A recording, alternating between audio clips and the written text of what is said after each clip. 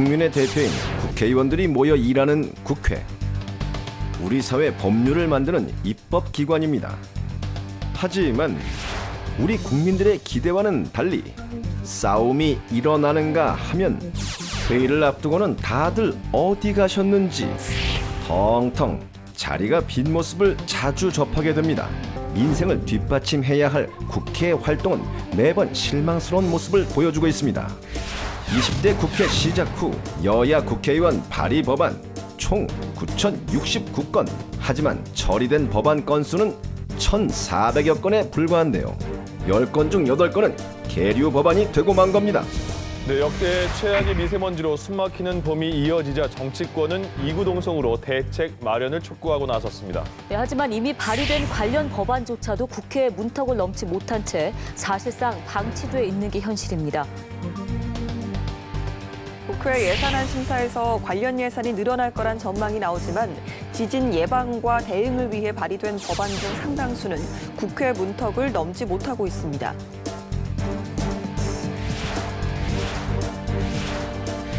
이처럼 사건 사고가 터지면 법안들이 쏟아져 나오는데요. 입법 전쟁, 당신의 선택. 우리가 미처 알지 못한 잠자는 법안을 주목합니다. 노동일 경희대 법대 교수 진행. 김동완, 김광진 전 의원이 함께하는 입법 전쟁, 당신의 선택. 그것까지 봐줘야 되는 거냐? 그건 아니란 얘기죠. 다른 형법에 있어서는 어떻게 할 것이냐. 법안 발의를 놓고 벌어지는 찬성과 반대의 치열한 논쟁. 입법 전쟁, 당신의 선택. 우리가 미처 알지 못했던 잠자는 법안을 집중 조명합니다.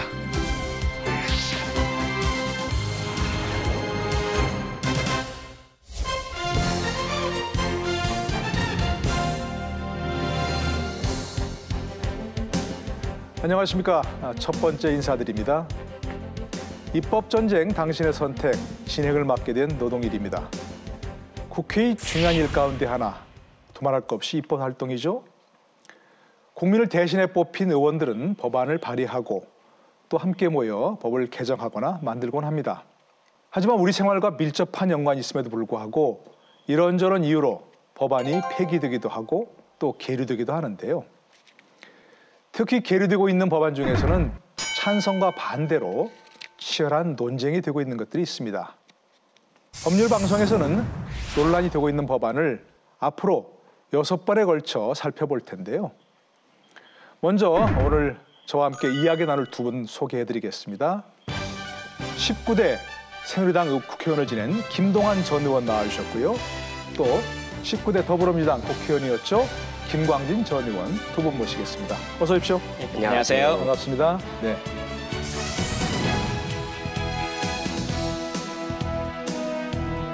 안녕하세요. 반갑습니다. 네.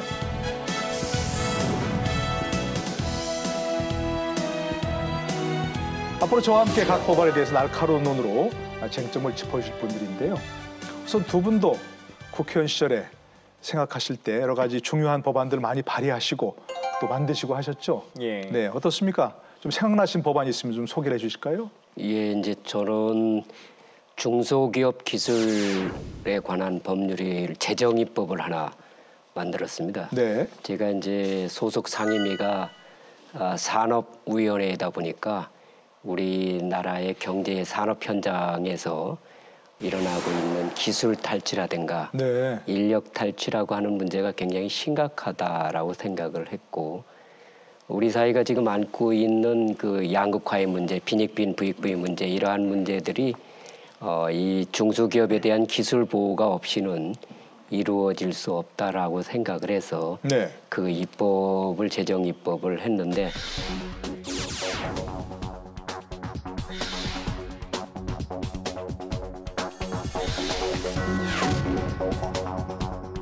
그 입법을 재정 입법을 했는데 참 아주 아이러니한 일을 많이 겪었습니다. 어떤 점을요? 제가 공직 생활을 한 30여 년 했는데 네. 오히려 그 산업부가 그런 반대를 하는 공청회를 하고 이래서 아주 어려움이 겪었었는데 중소기업 기술 보호를 하자는데 왜 산업부가 반대를 하죠? 그러게 말입니다. 그래서 제가 아주 뜻밖이었습니다. 네. 산업부는 그렇다면 대기업만 편을 드는 것이냐, 중소기업이 산업부 밑에 있는데, 그래서 아주 뜻밖이었는데, 법이 운영되는 과정에 있어서도 중소기업들이 자기들한테 법에서 주어져 있는 기술 보호를 위한 법적 제도적 장치들을 대기업들이 이렇게 눈치를 보고 그걸 문제 제기를 하지 않는 것들이 지금 나타나고 있어서 안타까운 점이 있습니다. 네. 지금 현재는 중소기업 기술보호위원회와 중소기업 기술보호센터 이런 것들이 지금 구로동에 만들어서 운영되고 있습니다. 아, 그렇습니까? 어떻습니까? 김광진 의원께서는 어떻게 입법 활동 중에 생각나시는 게 뭐가 있나요? 예, 저도 국방위원회라고 하는 곳에만 4년을 있었습니다. 국방위 하셨죠? 예, 그래서 네네. 주로 군 관련한 고민들을 많이 했고 군인들의 인권이나 의식주 문제를 고민해보고 싶은 생각이 많이 있었는데 사실은 지금의 의식주보다 더 중요한 것 중에 하나가 군 의문사라고 하는 이름을 좀 없앴으면 좋겠다라고 하는 생각이 있었습니다. 네네네. 매년 군복을 입고 재직하고 있는 사람 중에 150명 정도가 사망을 합니다. 예년의 기준 뭐 군사 독재 시절의 상황이 아니라 지금의 상황에서도 150명 정도씩을 사망하거든요. 150명. 예. 굉장히 많네요. 그래서 정말 많은 거죠. 그러니까요. 그중에 50명 정도는 뭐 교통사고라든가 뭐 막사가 무너진다거나 이런 사건 사고로 사망을 하는 경우고 100명 정도가 자살을 합니다. 네네. 그래서 이 자살이 대부분 의문사라고 하는 이름으로 이제 남게 되는데 이분들에 대한 처우를 좀 개선해야겠다라고 하는 생각이 하나 있었고요. 그리고 지금은 이게 의문사로 남는 게 군의 헌병 조사 이후에 재조사라고 하는 기능이 사실 전무합니다. 네네. 그래서 상급 기관으로서의 재조사위원회라고 하는 것이 필요하다. 예전에 군 의문사 진상규명위원회라고 하는 것이 있었는데 지금은 사라졌거든요. 그 한시적이었죠. 예, 그래서 네네. 그걸 다시 좀 재건할 필요성이 있겠다라고 하는 요구가 있었고.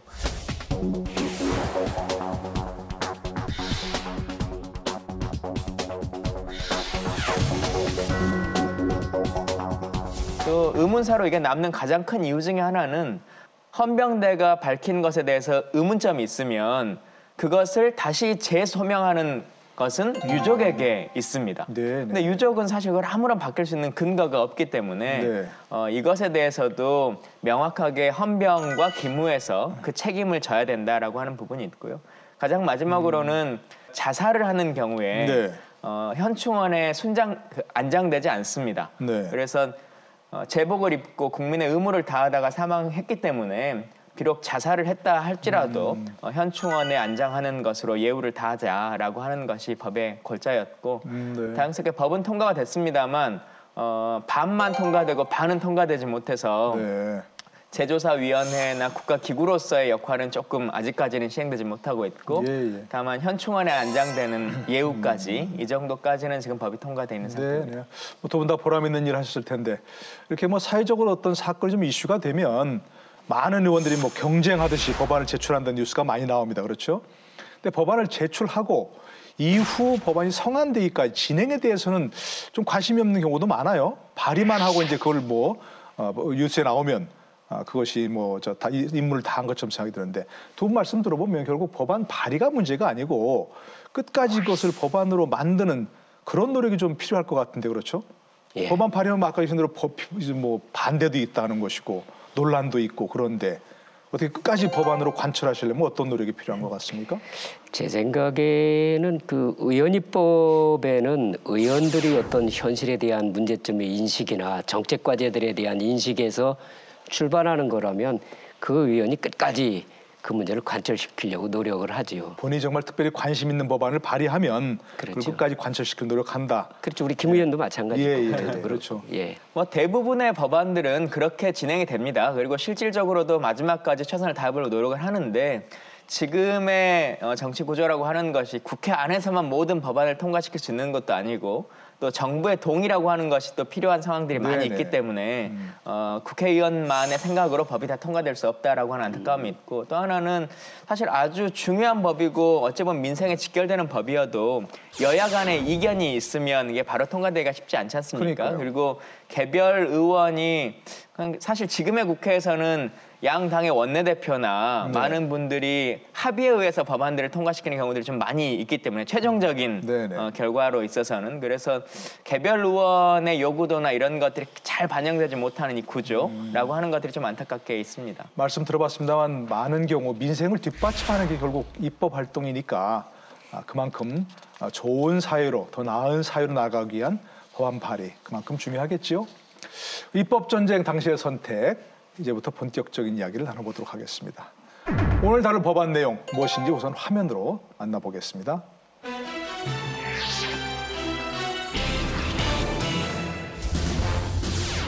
2008년 조두순 사건을 기억하십니까? 8살 여자아이가 끔찍한 성폭행을 당한 사건. 아이는 생식기의 80%가 영구 손상됐을 정도로 심각한 피해를 입었는데요. 그런데 재판 결과 피의자 조두순은 무기징역에서 징역 12년형으로 감경됩니다. 바로 이 조항, 심신미약을 근거로 사건 당시 술에 취했다는 이유로 형이 감경된 건데요. 특히 지난해 말 조두순이 출소 3년을 앞두고 있다는 소식이 전해지면서 국민들은 이 음주 감경을 없애야 한다며 국민청원에 돌입했었죠.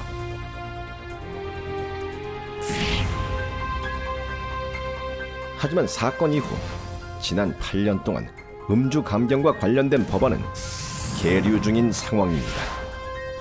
입법 전쟁 당신의 선택. 오늘은 끊임없이 논란이 되고 있는 음주 감경 법안을 살펴봅니다. 네, 오늘 주제는 바로 음주 감형과 관련된 법안입니다. 한마디로 말해서 술에 취해 범죄를 저지르면 형을 좀 깎아준다, 줄여준다 이거 아니겠습니까? 술 마셨다고 형을 줄여주는 게 과연 이게 올바른 것이냐 하는 논란이 끊임없이 있었는데요. 이건 무슨 논란인지 관련된 쟁점을 좀 김동완 의원께서 짚어주시죠. 저도 뭐 그 형법을 전공한 사람은 아닙니다만 네. 그 지금 우리나라의 형법 10조에 근거를 하고 있다라고 들었습니다. 네. 형법 제10조 심신장애인, 심신장애로 인하여 사물을 변별할 능력이 없거나 의사를 결정할 능력이 없는 자의 행위는 벌하지 아니한다. 심신장애로 인하여 전항의 능력이 미약한 자의 행위는 형을 감경한다. 10조에는 그 능력이 미약한 경우에는 벌하지 않거나 형을 감형한다고 이렇게 규정이 되어 있습니다. 이 조항이 그 음주 감형의 근거로 사용되고 있는데요. 네. 술을 마셔서 정신이 없다는 것을 바로 심신장애로 간주를 하고 네, 그렇죠. 이런 감형 제도를 지금 운영하고 있는 것으로 들었습니다. 네네. 그러니까 심신이 미약하다 그러면 이제 형을 감경해 주는데 술을 마시면 결국 심신 미약으로 인정되어서 형을 감경해 준다. 네. 이것 때문에 이제 논란이 됐다 그러는데요. 사실 지금까지 많은 재판에 이 법이 적용되어서 그렇게 술 마시고 범죄를 저질렀으니까 형을 좀 깎아주겠다, 감경해 주겠다. 그렇게 얘기했던 것 같습니다. 그렇죠? 지금도 기억이 납니다만 2008년도 바로 조두순 사건이라는 게 있었죠. 8살 여아를 성폭행한 그런 사건이었는데 그게 지금 이게 주치 감형 때문에 문제가 됐던 거죠? 한편 조두순은 2008년 12월 경기 안산시 단원구의 한 교회 앞에서 초등학생을 납치해 강간 상해한 혐의로 징역 12년을 선고받고 복역 중인데요. 예정대로라면 2020년 12월 출소를 앞둔 상태입니다. 그 사건의 심각성이라고 하는 것이 언론에 이슈화되면서 과연 음주 감경이라고 하는 것이 정상적인 것이냐라고 하는 의견들이 많이 있었죠. 말씀하신 것처럼 2008년 12월 달에 이제 발생했던 사건인데 조두순이라고 하는 사람이 8세 여아를 강간했던 일입니다. 근데 단순한 일반적인 강간의 범죄를 훨씬 더 넘어서서 그리고 엄청나게 큰 성인이 8세 여아를 했기 때문에 그분의 뭐 학문이나 성기나 이 모든 것들이 이제 상하게 됐고 정상적인 일상도 사실 어려워지는 상황이 됐는데요. 검찰은 무기징역을 구형했습니다. 그런데 음주로 인해서 정상적인 활동이 아니었기 때문에 감형한다라고 해서 12년형밖에 살지 않았거든요. 그러니까 항소심에 가서 이렇게 12년을 감형된 거죠. 이제 얼마 있으면 더 출소하게 되는 이런 상황까지 된 거지 않습니까? 이건 좀 너무 과도하다라고 하는 의견들이 많이 있었고 저도 이 관련한 법을 냈었습니다. 그렇습니까? 그래서 이 법이 좀 바뀔 필요성이 있다. 특히나 성폭력 특별법이나 다른 법률에 의하면 음주 강형이라고 하는 것을 지금은 하지 않도록 되어 있기 때문에 이 형법 10조의 규정도 변경이 필요하다라고 하는 생각들을 갖고 있습니다. 그러니까 지금 잠깐 설명이 있었습니다만 참 입에 올리기도 끔찍한 그런 일입니다. 8살 난 여아를 성폭행해서 그 여아가 영구적인 장애를 갈 수 있도록 그 정도 피해를 입었는데 이걸 항소심이긴 하지만 하소 지금 결국 확정돼 지금 형을 살고 있는데 무기징역이었다가 12년형으로 감형해 주는 게 맞느냐 이게 정말 국민 정서상도 그렇고 특히 가족의 경우에는 너무나 이게 분노를 느낄 만한 그런 거 아니겠습니까? 술 마신 것밖에 모르겠다. 기억이 안 난다고 하는데 정말 악소리가 나오더라고요. 저도 술 조금씩 먹어봐서 아는데 술 먹고 그렇게 기억이 안 난다는 거는 그건 말이 안 돼요. 네, 저도 그 피해 아동의 아버지 입장에서 보게 되면 정말 울분이 토하는 일이 되겠죠. 그러니까요. 네.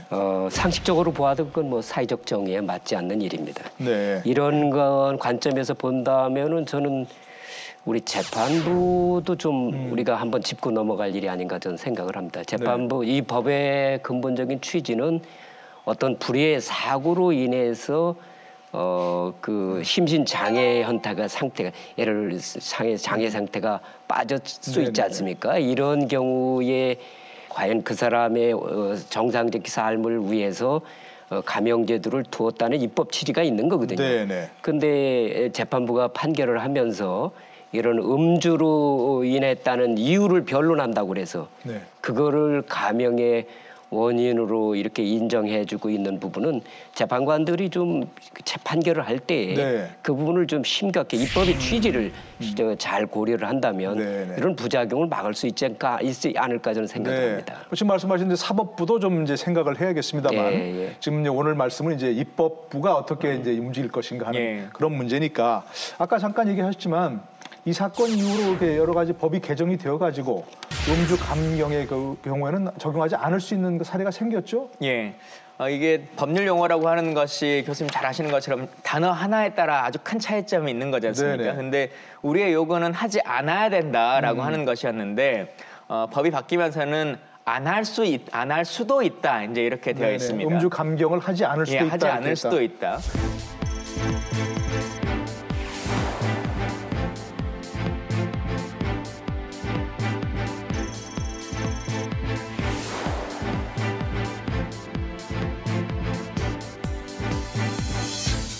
다시 말하면 기본적으로는 하는 것이 맞고 상황에 따라서 하지 않을 수도 있다라고 하는 것이기 때문에 현재 많은 판례들의 근거에 보면 지금도 재판부는 그대로 감경을 해주고 있는 상태입니다. 그래서 이것에 대해서 좀 명확하게 음주라고 하는 것을 통해서는 감경하지 않도록 해야 된다라고 하는 것을 좀 못 박았으면 좋겠다라고 하는 법들이 지금도 많이 이제 올라와 있는 상태이고요. 그렇게 좀 개정이 돼야 된다고 생각합니다. 그리고 지금은 성폭력 특별법에 의해서만 이 감경 안 할 수도 있다라고 하는 것도 성폭력법에만 적용하는 것이기 때문에 다른 형법에 있어서는 어떻게 할 것이냐.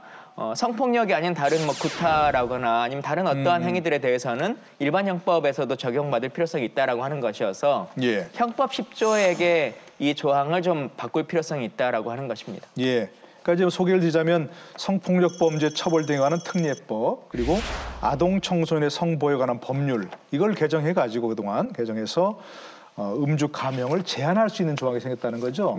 이때는 판사가 음주 감형을 하지 않을 수 있다 이제 이렇게 했다는데 그렇습니다. 또 따지고 보면 음주 감정을 하지 않을 수 있다니까 감경도 할 수 있다는 얘기도 되지 않습니까 사실은? 그죠? 이게 좀 문제가 된 게 또 이제 아까 잠깐 소개하셨습니다만 결국 조두순 사건이었고 이제 형이 확정돼서 12년을 살고 있는데 3년 후면 출소한다는 거 아닙니까? 그렇죠? 그럴 때 이 아동이 피해자가 느끼는 그런 공포감은 어떻겠느냐. 이것 때문에 지금 국민청원도 많이 올라오고 그랬죠. 그래서 청와대 홈페이지, 국민청원 홈페이지에 국민들이 청원하고 했는데요. 그에 관한 청와대 조국 민정수석의 답변 한번 보시고 돌아오시겠습니다. 현행법상 주치 감형이란 규정 그런 용어는 없습니다. 다만 심신미약 또는 심신상실로 인한 감경 규정이 있고 장량 감경 규정이라는 것이 있어서 음주를 했을 경우 형을 감경하는 그런 조항이 있습니다.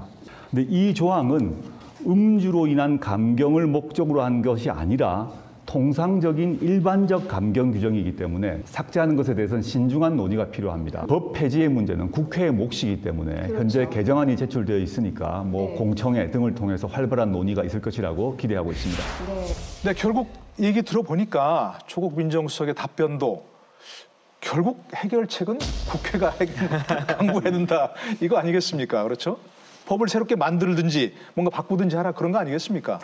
우리가 이제 사법부를 두고 있는 이유들이 입법으로 모든 사회적 현상을 다 규제하고 사회적 정의를 구현해낼 수 있는 것은 아니거든요. 그렇죠. 네. 그런 측면에서 본다면 조국 수석께서 이야기한 부분도 우리가 그것을 입법 개정을 입법부에서 하는 것이 좋겠다라는 뜻이라기보다도 네. 또 그런 우리가 사법부 제도로 이러한 문제들을 해결할 수도 있다면 그 규정을 입법으로 해결하려고 하면서 나타나는 사회적 부작용을 줄일 수도 있다. 예, 이런 예. 점을 우리가 종합적으로 생각해봐야 된다. 이런 뜻이겠습니다. 예, 당연히 그렇게 뭐 돼야겠죠. 어떻습니까? 김광진 의원께서 이 조국 수석의 답변을 보시면서 어떤 생각을 좀 드셨나요?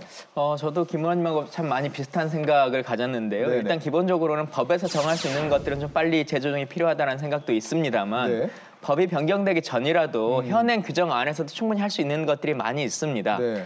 실제로 그 조두순 사건이 터졌을 때 그때도 국회에서 여러 가지 법안과 관련한 논의가 있었는데 여성가족부에서 어떻게 발표를 했냐면 네. 법 개정을 하기 전이라 할지라도 성폭력과 아동폭력과 관련한 문제에 대해서는 여성가족부가 집중적으로 이 문제에 대해서 논의할 것이고 또 사법부에게 어떤 권고 조항을 말씀드리겠다라고 해서 정리한 적이 있거든요. 네. 그래서 충분히 행정을 통해서나 현재 재판을 통해서도 규정 안에서 할 수 있는 것이 있다라고 말씀을 드리고 예. 다만 이걸 조금 더 범주를 어떻게 넓혀볼 것인가라고 하는 논의는 실제로 법 조항이라고 하는 것을 한번 바꾼다고 하는 건 쉽지 않은 문제이기 때문에 그렇죠. 네. 국회에서는 많은 토론이 지금 좀 필요한 상황이고 예.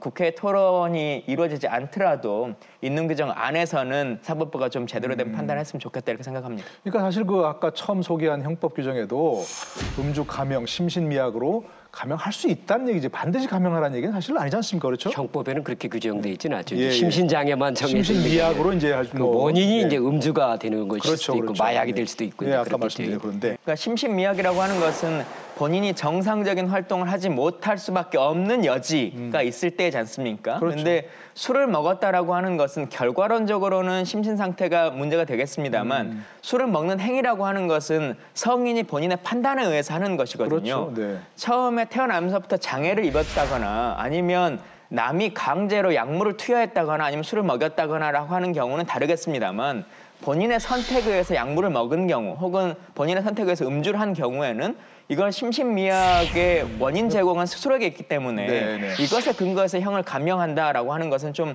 법의 취지에도 맞지 않는다고 생각합니다. 예, 알겠습니다. 자, 근데 지금 이제 우리가 살펴봐야 할 게 음주 감형과 관련해서 여러 법안들이 발의돼 있다는 겁니다. 그런데 아직 통과가 되지 않고 있는데요.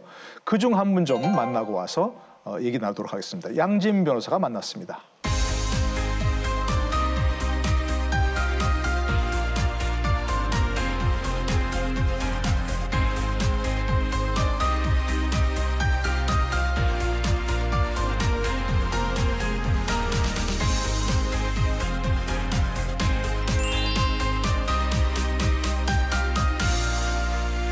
입법전쟁 당신의 선택, 전격 인터뷰 양지민입니다.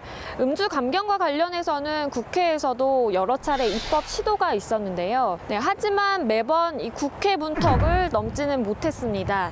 이 19대 국회 때부터 음주 감경과 관련해서 원칙적으로 음주 상태에서 일으킨 범죄는 감경하지 말자라는 내용으로 법안을 발의한 한 의원이 있습니다. 바로 더불어민주당의 서영교 의원인데요. 어떤 내용으로 법안을 발의했는지 전격 인터뷰에서 만나보겠습니다.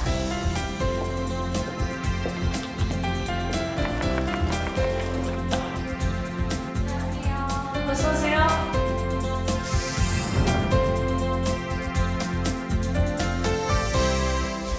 네, 안녕하세요. 전격 인터뷰 양지민입니다. 반갑습니다. 안녕하세요. 서영교입니다. 2008년에 네. 조두순 사건이 있은 이후에 예. 이 법 개정 논란이 거셌어요. 네. 음주 감경에 대한 이제 논란이 계속 거셌는데 네. 결국에는 개정이 일부 되긴 했죠. 네, 그렇죠? 네. 하지만 이제 의원님께서는 계속해서 이거보다 더 강력해야 된다. 네, 네. 그래서 19대 국회 때부터 사실 강력하게 주장을 해오셨는데 네. 내용이 어떤 내용으로 법안이 만들어진 건가요? 2012년에 그 아동 성폭행이 아주 그냥 세상을 떠들썩하게 했습니다. 그렇죠.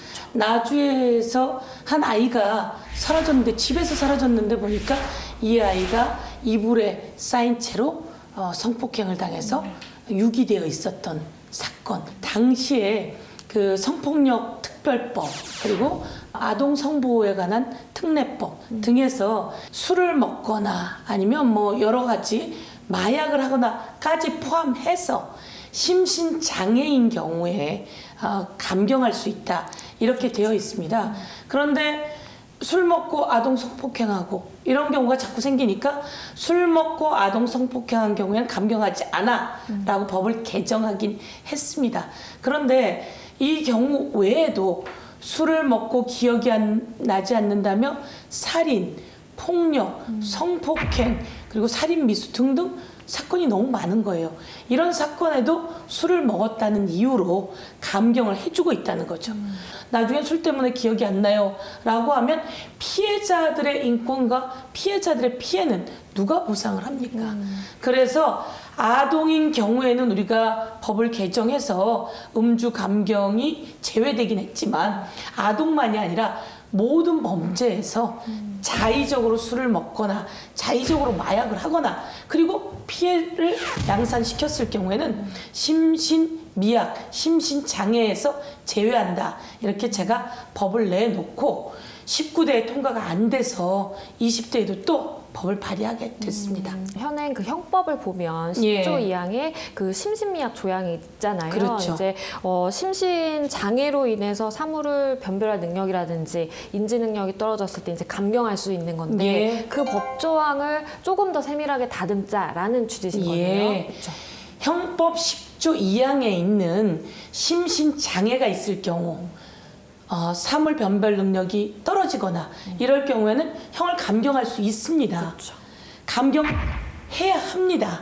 그런데 이 심신장애 안에 이 형법에는 심신장애라고만 되어 있는데 우리는 어느 순간부터 심신장애 안에 자기가 술 먹고 저지른 경우도 들어가고 마약하고 저지른 경우도 들어가고 저 술 먹고 기억이 안 나요. 저 약해서 기억이 안 나요 라고 하면 감경한다라고 되어 있는 거죠. 그렇죠. 예. 이렇게 강력한 법안이 필요하다라고 생각하게 이건 되는 강력한 법안이 아니에요. 이건 최소한의 장치를 만드는 법안이에요. 그렇죠. 저도 이제 예. 여성의 한 사람으로서 그렇게는 사실은 동조를 이건 하는데. 여성만이 아니고요. 예를 들면 2015년에 20대 청년들이 술이 취해서 길을 가다가 한 어른을 폭행하다가 살해한 경우가 있었어요. 20대 청년들이 아무 이유 없이 지들이 술 먹고 가다가 폭행하고 살해했어요. 그런데 그들은 2년 내지 3년형을 받은 거예요. 그러면 갑자기 살해당한 그분과 그 유가족은 그 피해는 고스란히 어떻게 됩니까? 그래서 저는 여성 뭐 이런 걸 다 넘어서서 국민 여러분 이제 기분 좋다고 술 먹고 사고 쳤을 때는요 더 가중될 수도 있어요. 그리고 그거는 실수나 심신미약으로 보지 않아요. 그러니까 앞으로 술 먹고 그런 일 하지 마세요 라고 하는 환기를 시켜야 된다는 거죠. 그러면 사람들은 내가 자발적으로 음주해서 음주운전하지 않는다 라고 하는 학습이 되거든요. 이제 아동을 보호하기 위해서 우리가 법을 바꿔놓았듯이 일반 어른 성폭행범 그리고 일반 살인미수, 폭행, 각가지 범죄에서 심신장애인 경우엔 감경한다 할 수 있습니다. 여러 가지 심신장애가 있을 때는. 그런데 거기서 마약이나 음주를 제외하자라고 하는 것입니다. 그렇죠. 사실 예. 말씀하신 것처럼 해외에서도 보면 예. 이렇게 음주 감경을 해주지 않는 곳도 사실은 많거든요. 그럼요. 그렇죠? 선진국의 추세에 예를 들면 프랑스 같은 경우에는 음주를 해서 사고를 쳤을 경우에는 더 가중 처벌을 합니다. 그리고 영국이나 다른 나라도 마찬가지로 음주가 감경의 원인이 되지는 않습니다. 너무나 많은 범죄가 있고 이 음주를 감경의 수단으로 사용하는 지능화된 범죄들이 있습니다. 그들은 지능화된 범죄를 통해서 벗어날 수 있을지 모르겠지만 이 세상에 그들의 술 먹고 저지른 한바탕 행위에 의해서 겪는 피해자의 고통을 우리가 법으로 막자. 바뀐 세상에, 바뀐 사회에 맞춰서 법은 개정되라고 있는 거거든요. 법은 피곤하지 않아요. 법은 두렵지 않아요. 법은 사람들을 위해서 편리한 도구일 뿐이에요. 라고 하는 세상으로 바꿔나가야 되는 거죠. 그렇죠. 말씀을 들어보니까 진짜 필요한 이 법안 내용인 것 같은데 이렇게 아직까지 계류 중인 가장 큰 이유 뭐라고 보시나요? 이런 경향이 있는 것 같습니다. 형법을 손대는 것을 법률가들이나 정부나 조금 걱정스러워하는 것은 아닌가. 그런데 이제 제가 이 법안을 또다시 발의하게 된 것은 아동 성폭행만이 아니라 모든 성폭행, 살인, 더 무서운 살인, 그리고 살인미수, 폭행 여러 가지가 많습니다. 이런 경우에 그냥 이거 평범한 거거든요. 그래서 제외하자라고 하는 건데 형법을 손대는 것을 조금 두려워하는 경향이 있으면서 성폭력 특별법이나 이런 것을 손대자고 하는데 그렇게 되면 살인이나 이런 경우는 또 제외되는 경우거든요. 그리고 이런 경우만이 아니라 유괴, 존속살해 뭐 이런 것들은 제외된다고요. 그렇죠. 술 먹고 기억이 나지 않아요. 부모님에 대해서 그런 죄를 저지르고. 그래서 저는 이 전반적인 것에 대해서 하자는 것인데요. 저도 잘 모르겠어요. 왜 이 부분에 대해서 법사위에서 20대 들어와서 벌써 2년이 지나가고 있어요. 이제 한 번 더 끌어올려서 논의하지 않았어요. 저는 직무유기라고 생각을 합니다. 더 열심히 뛰어서 그런 법안들을 찾아가지고 논의하고 거기에 혹시 조금 자꾸 수정의 필요가 있다면 그런 걸 첨부하면 되거든요. 그리고 저도 정부는 이것을 국회의 몫이라고 넘길 것이 아니라 정부가 강력하게 끌어주고 추동해 나가면 된다고 생각하거든요. 그래서 그렇게 정부도 직무유기하지 말고 정부가 확실하게 추동해라. 그리고 국회 여지껏 직무유기했으면 반성해야 된다. 빨리 법안 논의하고 통과시켜야 된다. 이렇게 말씀드리고 싶습니다. 네, 그럼 결국에는 이 법안을 성공적으로 통과시키기 위해서 어떻게 이제 추진을 해나가실 계획이세요? 이 법안이 법사위에 계류 중이거든요. 이 법안이 법사위에 계류 중인 동안 조두순 사건에 관한 청원들이 많이 일어나면서 또 국회의원들이 많은 법안을 냈어요. 그런데 그 법안들도 다 법사위에 계류 중입니다. 이제 오늘 우리 법률방송이 이것을 세상에 좀 더 알려주십시오. 저희도 이 내용을 기자회견이나 이런 것을 통해서 계속 전파시켜 나가고 이제 여론의 힘을 얻어가지고 법안이 통과될 수 있게 됩니다. 그래서 이런 법안이 통과되려면 이제 사례가 있어야 하고요. 그다음에 국회의원들의 의지가 있어야 하고요. 법사위원들의 의지가 있어야 하고요. 마찬가지로 언론이 많은 관심을 갖고 여론을 조성해 주어야 하고요. 의원님 말씀을 듣다 보니까 잘못한 사람은 그냥 처벌받아야 된다는 이 원론적인 얘기다라고 하신 게 좀 마음에 남는 것 같습니다. 네, 지금까지 좋은 말씀 해주셔서 감사합니다. 고맙습니다.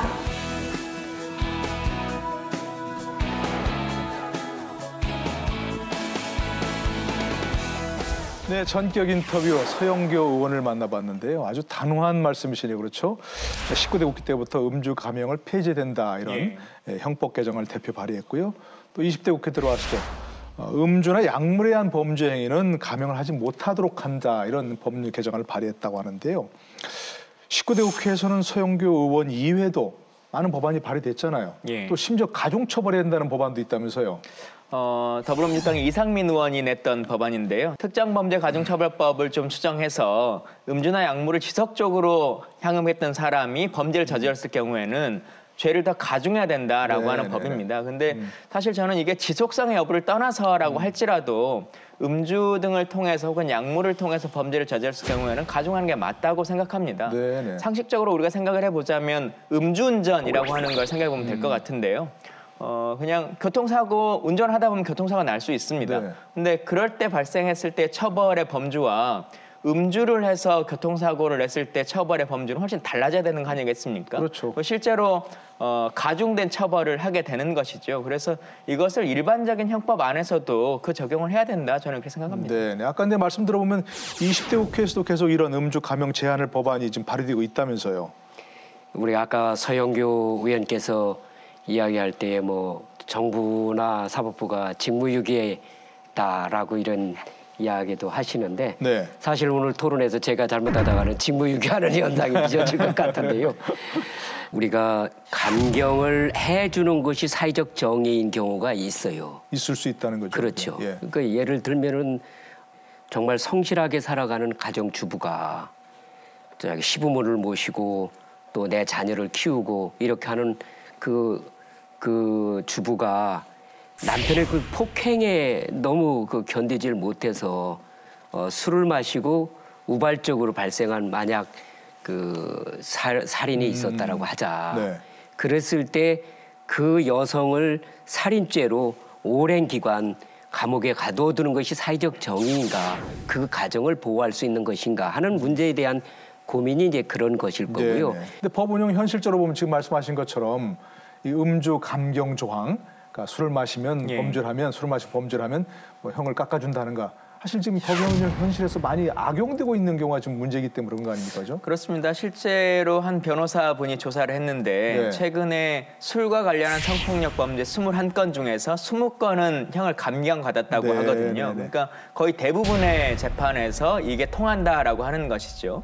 이 조항을 악용하는 것은 아마 조두순들 비롯한 네. 많은 분들이 이걸 악용하고 있기 때문에 이런 문제가 생기는 것이니까 그걸 우리가 잘 살펴서 개정해 해야 된다 그런 네. 얘기입니다.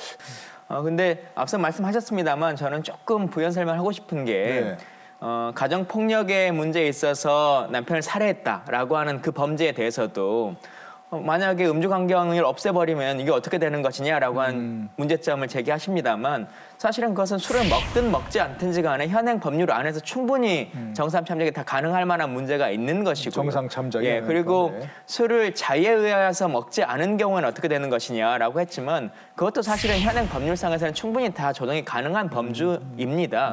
예를 들어 약물을 투여했다, 마약을 먹었다라고 할 때 본인이 마약을 투약하는 경우에는 마약의 범죄자가 되는 거지 않습니까?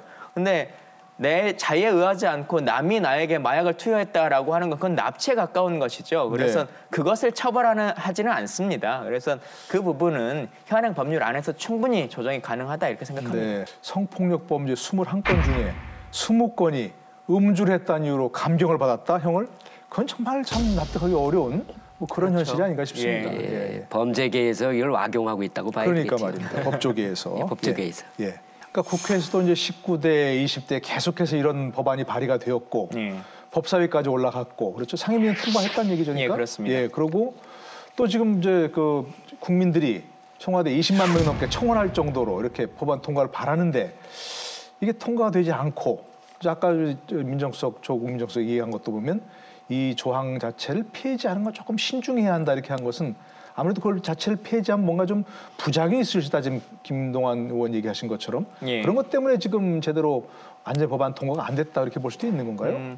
이게 좀 몇 가지가 섞여 있는 것 같습니다. 그러니까 청와대 청원에 올라온 것은 형법 10조 2항이라고 하는 것을 아예 폐지해달라고 하는 것입니다. 그러니까 심신미약이라고 하는 것 자체를 고려하지 않아줬으면 좋겠다라고 하는 요구였기 때문에 민정수석이 답변할 때는 그럴 수는 없다. 다른 선의의 심신미약이라고 하는 게 존재한다라고 하는 것이고 그렇겠죠. 인터뷰를 했던 서영교 의원은 10조 2항은 그대로 두고 있는 상태입니다. 심신미약은 그대로 인정을 하되 다만 그 밑에 3조의 조항을 걸어서 음주나 약물에 의한 경우에는 10조 2항의 내용을 준용하지 아니한다라고 하는 것이기 때문에 이 부분은 청와대 청원과 좀 차이점이 있다라고 하는 것이고요. 그래서 이것 우리도 논의를 할 때 아예 이 조항 자체를 폐지한다라고 말하는 것과 심신미약을 인정하되 약물이라고 하는 것 혹은 음주라고 하는 것에 대해서 어떻게 법을 적용할 것인가라고 하는 부분이 좀 달라질 수 있다고 생각합니다. 그래서 저도 국민들께 조금 더 디테일하게 설명을 드리면 충분히 받아들이실 수 있을 것 같다라고 하는 거고 안타깝게도 왜 법이 통과되지 않을까라고 하는 많은 고민을 해보는데요. 서영교 의원이 잠깐 얘기를 했습니다만 정말 왜 그런지 모르겠는데 형법을 바꾸는 것에 대해서 되게 두려워합니다. 형법이라고 하는 법조인들 사이에서 법 조항 자체를 바꾸는 것에 대해서 그래서 다른 특별법에 대해서 변경하거나 아니면 특별법을 변경해서 그걸 준용하자라고 하는 얘기들을 많이 하는데 형법의 틀을 건드리지 않았으면 좋겠다라고 하는 생각들을 많이 갖거든요. 근데 법이라고 하는 것이 어떠한 법이라고 할지라도 심지어는 우리가 지금 개헌하자고 하는 거지 않습니까? 헌법도 시간이 지나면 바꿔야 되는 것인데 형법이라고 하는 것도 시대에 따라서 그때그때 좀 바뀌어야 된다라고 하는 생각을 꼭 전해드리고 싶습니다. 예. 그러니까 이제 뭐 음주는 심신미약에 해당하고 그 심신미약에 해당하면 형을 감경해주고 그런 것 때문에 사실은 이제 뭐 논란이 되고 있지만 지금 우리가 얘기하는 것은 성폭행 얘기를 하고 있지만 사실은 일반 그 변호사들 사이에서 이 술이 최고의 변호사다. 이 정도로 지금 그 술 먹고서 범죄를 저지르면 형을 깎아준다 하는 것이 악용되고 있다는 얘기도 있지 않습니까? 이게. 그러니까 이제 아까 서영교 의원 개정안을 제가 직접 보지는 못해서 뭐라고 말씀을 못 드리겠습니다만 인터뷰한 내용으로 보면 자의적으로 술을 먹었을 때라는 말을 하셨어요. 우리 서영교 의원이. 그 이야기에 들어가게 되면 그럼 자의적으로 먹지 않은 술은 그러면 감경을 해주고 자의적으로 먹은 술은 감경해주지 않는다 이런 그 뉘앙스가 지금 있는데요.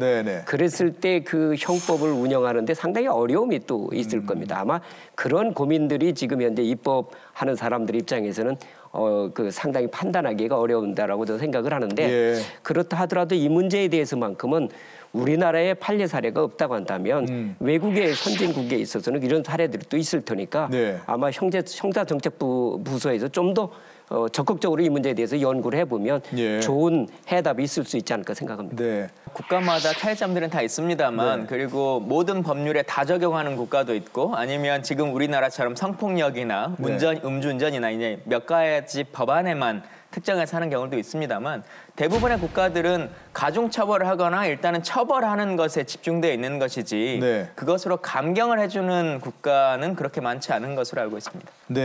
어쨌든 뭐 프랑스나 이런 데서는 음주나 마약 복용이라는 범죄 중에서 폭행이나 성범죄 이런 것은 오히려 그 형을 가중한다는 그런 경우도 있다는 것이고요.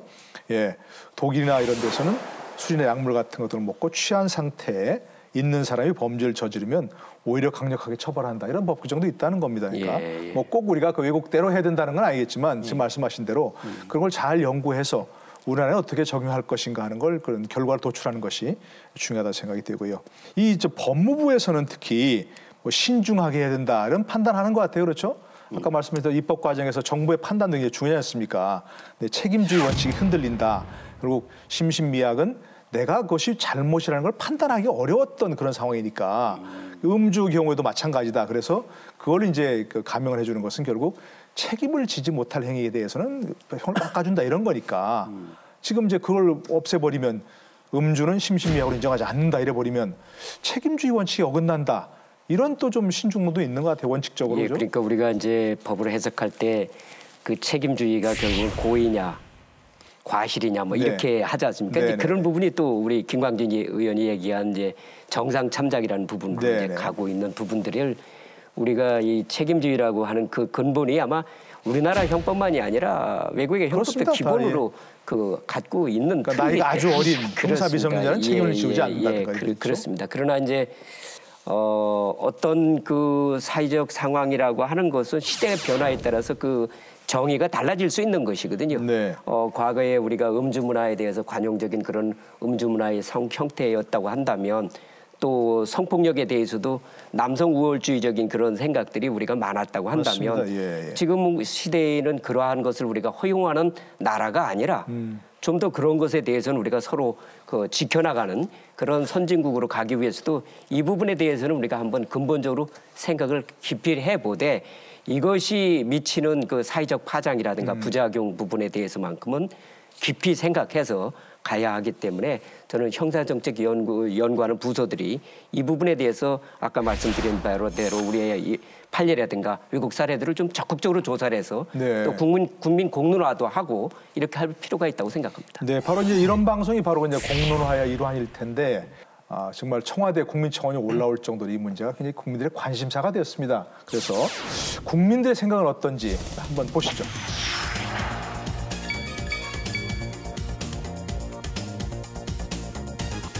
보셨습니다만은 음주 감형 제도를 폐지해야 한다가 85%, 압도적입니다, 그렇죠? 예. 그러니까 이런 법안들은 좀 빨리 통과시켜야 한다는 그런 생각도 아니겠습니까, 국민들이? 그렇습니다. 사실은 이렇게 국민들이 요구하고 있고 이건 단순하게 국민들의 감정에 의해서 요구하고 있는 것이 아니라 네. 우리 시대가 이 법을 원하고 있다라고 하는 거지 않습니까? 그래서 시대가 변하면 법은 그 시대에 맞춰서 변경돼 줘야 되는데 지금 국회가 아까 서영경 의원 말씀하신 것 직무유기를 하고 있다. 그래서 의원님과 저도 19대 때 같이 했습니다만 네. 우리들도 그 일을 좀 미진하게 했구나라고 하는 생각을 하고 있습니다. 그래서 20대 국회에서는 빨리 좀 통과가 됐으면 좋겠다는 생각이고 네. 단순하게 이게 조두순 사건이라고 하는 것에 기인해서 성폭력과 아동폭력에만 국한할 문제가 아니라 네. 우리 사회 전반에 걸쳐서 형법 조항을 좀 변경할 시기가 왔다 이렇게 보여집니다. 그럼 뭐 여론대로 법을 만들어낸다 이렇게 안 되지만 국민들이 많이 원한다면 그걸 법으로 만들어주는 것도 사실 국회의 중요한 임무 아니겠습니까? 그럼요. 그게 결국은 우리 사회의 문화를 바꾸는 것이고 네. 또 어떻게 보면 우리가 함께 살아가는 사회의 정의를 실현해 나가는 일 아니겠습니까? 저는 그런 측면에서 볼 때 이 문제에 대한 국민적 의식이 그렇게 변해가고 있다는 점을 우리 형사정책부서에서도 깊이 한번 생각해서 연구를 좀 서둘러 필요가 있으되 네. 다만 아까 사회자께서도 말씀하셨듯이 뭐 그 프랑스나 독일에서 그런다고 해서 우리가 그렇게 또 가야 되느냐는 문제들 얘기를 하셨는데 네네. 우리 사회가 가지고 있는 문화적 전통이라든가 이런 특징이 있으니까 그런 특징도 우리가 한번 좀 연구와 토론회를 공론화를 해나가다 보면 예. 그런 것들이 다 녹아 들어가겠죠. 그렇겠죠. 기본적으로 우리가 뭐 책임주의 원칙이라는 법 원리도 있지만 예. 아까 말씀하신 대로 국민 다수가 원하는 그런 법이면 뭔가 절충점을 찾아서 결실을 맺는 것이 필요하지 않을까 싶기도 한데요. 자, 음주 감경과 관련해서 많은 온라인 인터넷 의견도 있습니다. 어떤 의견이 좀 있는지 살펴볼까요?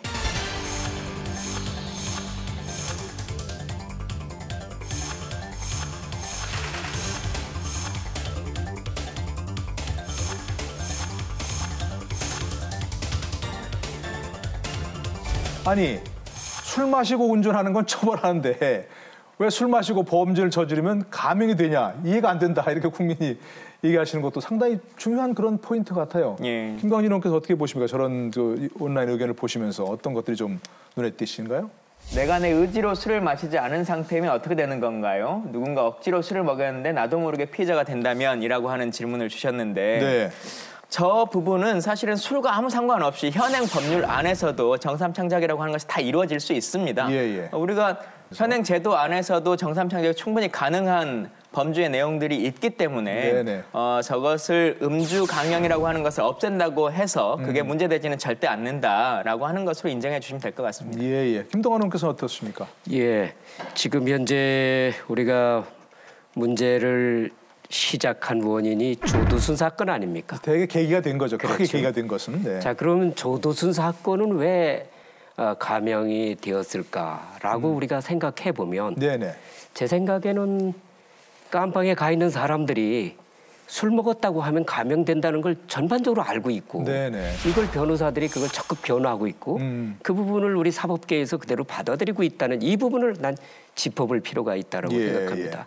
그래서 우리 사회가 진짜 술 먹고서 한 범죄는 감형을 해준다는 이 어이없는 우리 국민으로서는 받아들일 수 없는 것이 오히려 그 범죄자나 그걸 다루고 있는 사법계에서는 그것을 당연스럽게 받아주고 이 문화라고 하는 것은 제가 볼 땐 아주 잘못된 문화라고 생각합니다. 그거부터 고쳐야 되겠죠. 예, 그렇습니다. 이 문화부터 바꾸기 위한 우리가 노력들을 하는데 입법적으로도 해결을 해야 될 것이고 사법부에서도 전 그런 부분들에 대한 각성을 할 필요가 있지 않을까 생각합니다. 뭐 지금부터 우리가 정말 함께 제도와 문화를 함께 바꿔나가야 한다는 중요한 지적을 해주셨는데요. 네, 뭐 오랜 시간이었습니다만 이제 음주 감형 폐지해야 된다, 이걸 없애야 된다, 이렇게 법안이 올라와 있는데 이 문제를 앞으로 어떻게 좀 결실 맺도록 20대 국회에서 이 문제를 다뤄야 할지 마지막으로 말씀 좀 듣죠. 예. 국민청원을 통해서도 이미 많은 국민들이 내용을 알고 계시고 또 실제로 85%가 넘는 국민들이 이 법안에 대해서 변경이 필요하다라고 한 요구를 하고 있는 거지 않습니까? 그래서 다시 한번 말씀드리지만 20대 국회에서는 국민의 뜻을 받아서 시대에 맞는 법안으로 좀 변경할 필요성이 있다. 다만 여러 가지 제한 사항이 있고 또 추가해야 될 작구의 문제가 있다라고 하면 법사위원회 등을 통해서 조정을 할 필요성은 있다 치더라도 법의 통과는 필요하다 이렇게 보여집니다. 저는 이렇게 생각합니다. 그 법을 다루는 사람들이 이게 무슨 뭐 기득권을 유지하라고 하든가 기존의 제도를 그대로 유지하려고 한다 이런 것으로 볼 수도 있지만 네. 저는 국가 제도를 그렇게 감정적으로 이렇게 접근해서는 안 된다고 생각합니다. 그 속에 담겨져 있는 고뇌들, 문제점들을 우리가 한번 좀 다 밝혀내고 예. 그 문제를 해결할 수 있는 방법들이 무엇인지를 우리 사회가 논의해 볼 수 있는 그런 것이 훨씬 더 성숙한 선진국으로 가는 길이 아닐까 생각합니다. 네. 이런 방송이 뭐 이렇게 지금 말씀하신 대로 제도도 물론이고 문화도 함께 같이 고쳐나갈 수 있는 활발한 논의가 이루어지는 계기가 됐으면 좋겠다 생각이 됩니다. 예, 술 때문에 자신의 자제력을 잃은 그런 범죄에 대해서 왜 형을 깎아줘야 되느냐, 감경해줘야 되느냐 하는 논란이 많이 있습니다. 그런데 그런 문제의식은 또 그리고 질문은 몇 년째 그대로인데요. 그에 대한 대답인 법률 개정안은 지금 국회에 머물고 있습니다. 물론 처벌 강화가 능사는 아닐 것입니다. 그러나 더 이상 음주가 범죄 행위의 면죄부로 악용되는 일은 없어야 할 텐데요. 개정안이 바로 통과되기 문제가 있다면 어떤 부분을 좀 개선해야 하는지 이제는 활발한 논의와 그에 따른 대안 제시가 필요해 보입니다. 오늘 두 분 말씀 감사합니다. 수고하셨습니다. 네, 감사합니다. 고맙습니다. 네, 입법 전쟁 당신의 선택 오늘 순서 여기까지입니다. 지금까지 함께해 주신 여러분 고맙습니다.